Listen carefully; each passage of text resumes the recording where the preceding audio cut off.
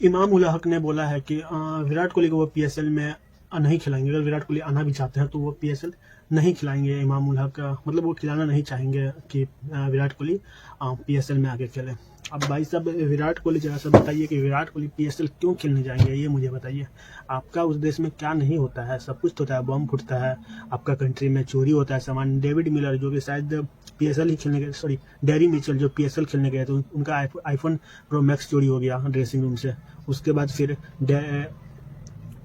David Miller का, अरे यार डेविड वार्नर का एप्पल का वॉच चोरी हो गया। तो ऐसा जगह पे हम क्यों जाएंगे? हमारे विराट कोहली क्यों जाएंगे क्रिकेट खेलने के लिए जहाँ मतलब सामान पे सामान चोरी हो रहा है? अब विराट कोहली का बैग देखो, पीछे वाला बैग 4 करोड़ का होता है। वो 4 करोड़ का बैग अगर लेके चले गए पाकिस्तान तब क्या होगा भाई साहब?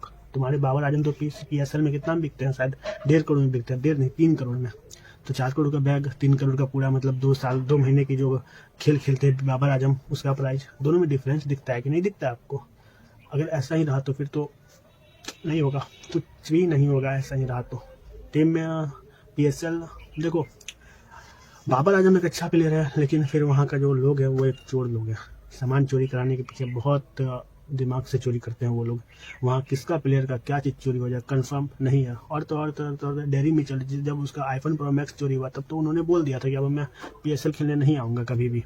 तो ऐसे कंट्री में विराट कोहली क्यों जाएंगे क्रिकेट खेलने के लिए? ज़रा बताइए आप हमें, बताइए। और रही बात हम नहीं खेलना चाहते तो उसके लिए औकात भी होना चाहिए, जो कि पीएसएल के पास नहीं है। क्यों नहीं है? क्योंकि अगर देखें तो मैं एक कंपेयर बता दूं, लगभग एक साल में जो ये होता है आईपीएल और पीएसएल करवाने में जो खर्चा होता है, तो पीएसएल में लगभग 800 से 900 करोड़ तक होता है, लगभग 1000 करोड़ तक होता है एक साल का। और फिर वहीं पे लगभग आईपीएल कराने में 8000 से 9000 करोड़ लगभग खर्चा होता है, मतलब 10 गुना ज़्यादा खर्चा होता है आईपीएल को पीएसएल के मुकाबला में। तो भाई साहब आदमी वहीं जाता है जहाँ इज्जत होता है, ठीक है। जो प्लेयर आईपीएल छोड़ते नहीं है, जिनको निकाल दिया जाता है, जैसे मुस्तफिजुर रहमान, वो जाता है पीएसएल खेलने के लिए, ठीक है। तो समझ रहे हो ना मैं क्या बोलना चाहा, कि ऐसे कंट्री में कौन जाएगा बड़ा प्लेयर क्रिकेट खेलने के लिए जहाँ पे सामान का ठिकाना ही नहीं है कि कब रहेगा कब नहीं रहेगा। चोरी होना 100% फिक्स है भाई साहब। मैं तो यही बोलूँगा, कभी भी फ्यूचर में इंडिया पाकिस्तान का रिलेशन ठीक होता है और फिर मैच होता है इंडिया का पाकिस्तान में, तो भाई साहब मत जाना देखने के लिए, कभी भी मत जाना। खास करके अपने फ़ोन लेकर तो बिल्कुल ही मत जाना। कब चोरी हो जाएगा, कब क्या हो जाएगा, कुछ कहना संभव नहीं है। तो बस यही है कि पाकिस्तान एक अच्छा कंट्री कहाँ से है? आतंकवादी कंट्री है, ठीक है।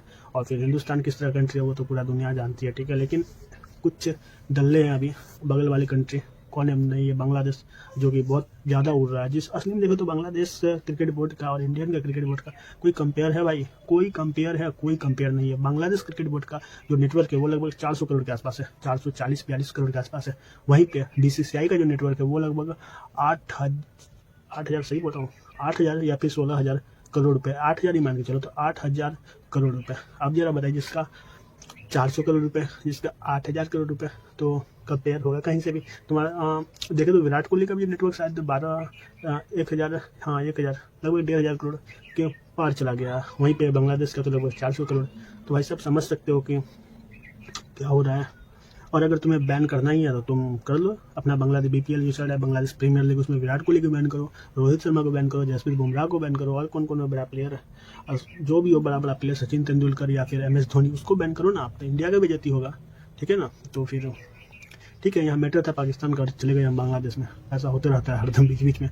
तो बस इतना ही बोलना है कि बांग्लादेश किस तरह का कंट्री है और पाकिस्तान किस तरह का कंट्री है, दोनों अब सेम बनते जा रहे हैं। और फिर हमारा जिस दिन मूड गर्मा, इंडिया का पीएम, जो कि नॉर्मल लगता है भाई सब सबको, ठीक है ना, और उससे भी ज़्यादा जो खतरनाक है ना अभी, वो है यूपी का सीएम योगी आदित्यनाथ। जिस दिन वो पीएम बना, फिर भारत और बांग्लादेश कब इंडिया में मिलेगा किसी को पता भी नहीं रहेगा।